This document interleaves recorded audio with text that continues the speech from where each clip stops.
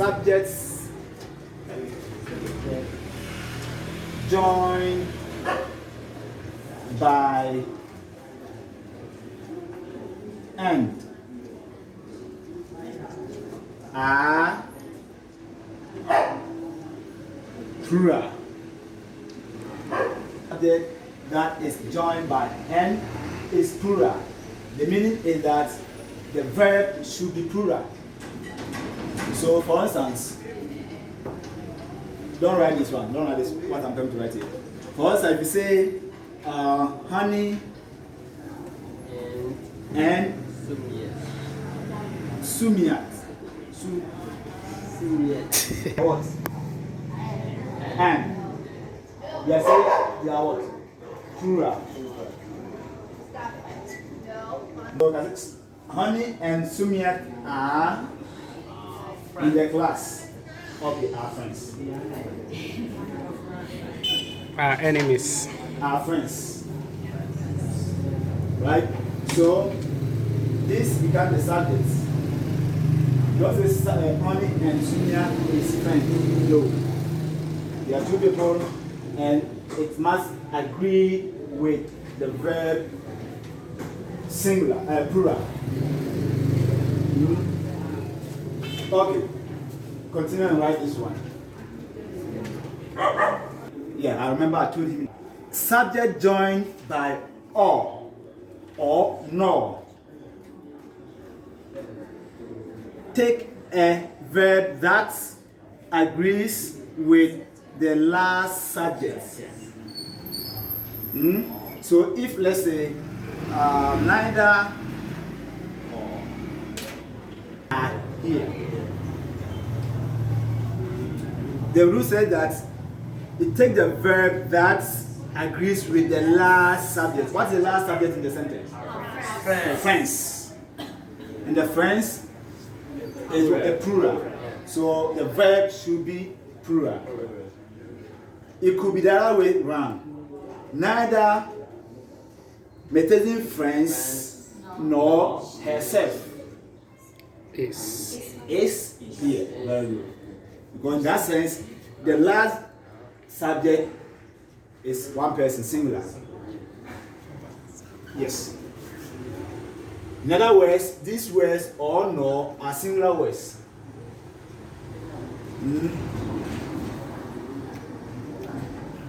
Yes.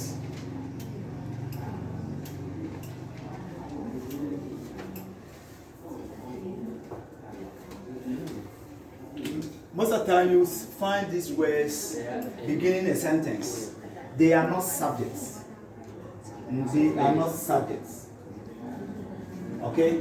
So if these words begin a sentence and you don't take notes, you always make grammatical errors. And I hear these kind of errors lots. What we are saying that these are not subjects. So what you have to do is always look at what we call the infronting noun. Infronting noun.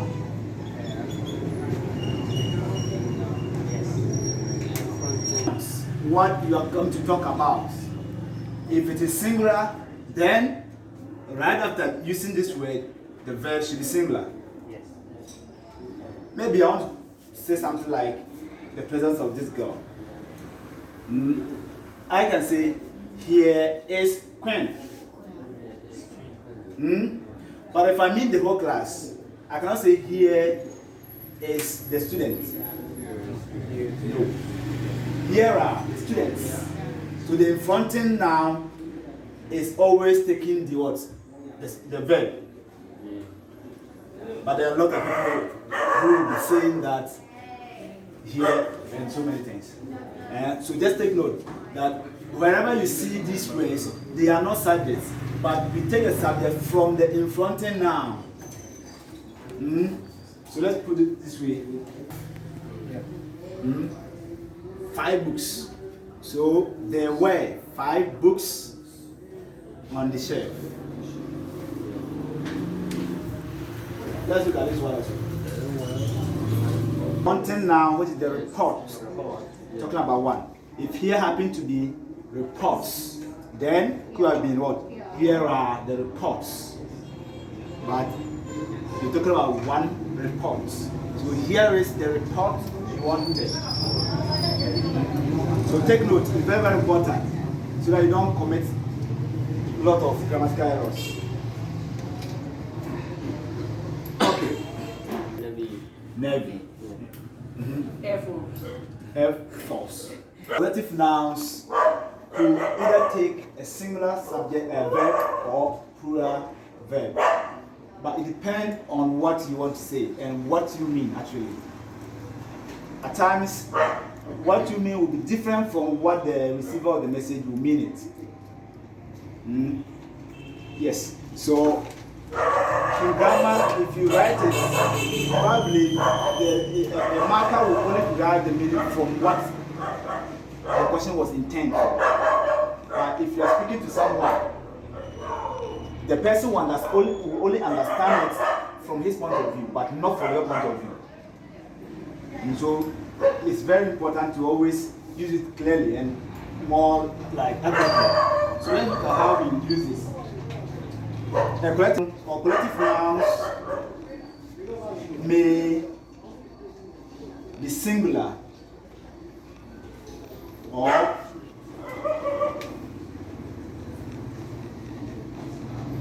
plural.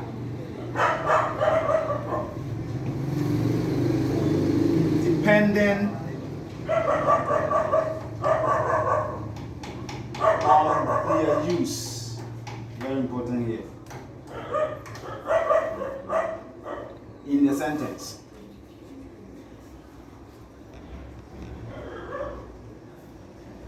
Yes.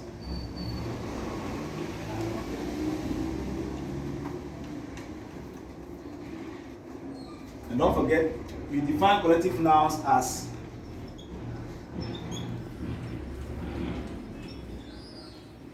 nouns are names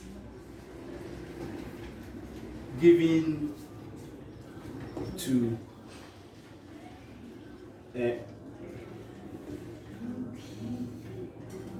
groups.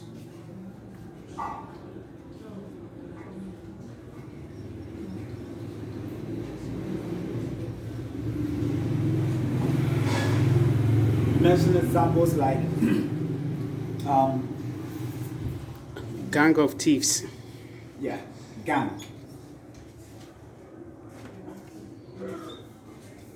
Troop.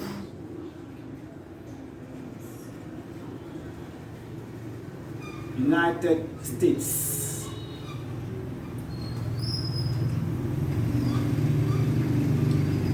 Audience. Flock. Club. Committee.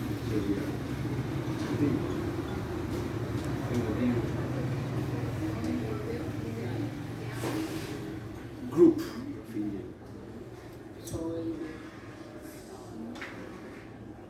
Public.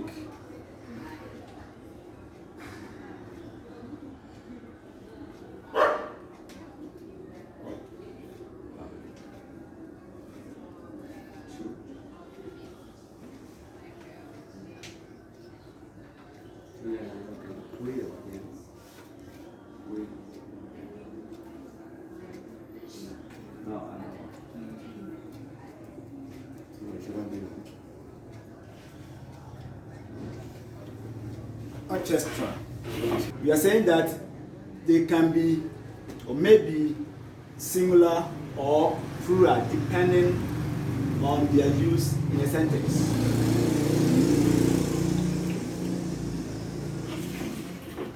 So let's look at this sentence and some many more. Set of band, music band. And here we are talking about many collective music band. So in that sense, what you mean would determine the verb here.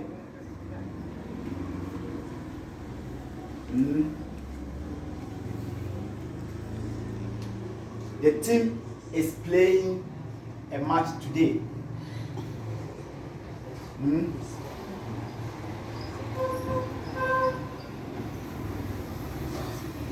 The teams are playing matches today.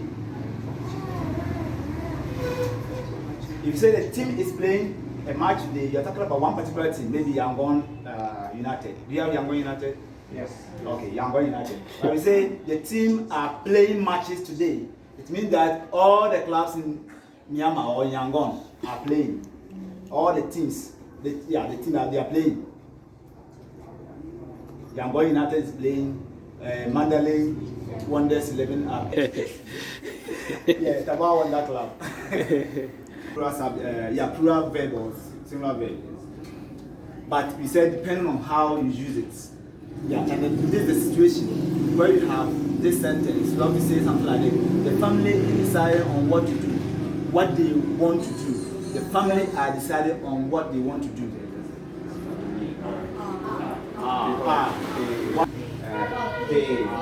They, because of they, very good. Because of they. If you want to use the singular, then this sentence could have been this. The family is deciding on what to do. The family is deciding on what to do. Then you mean that particular collective family as singular. But the moment you bring they here, you call something order in English, and there is no order here. It's they. They. So the family are deciding on what they want to do, so that you have the order in grammar.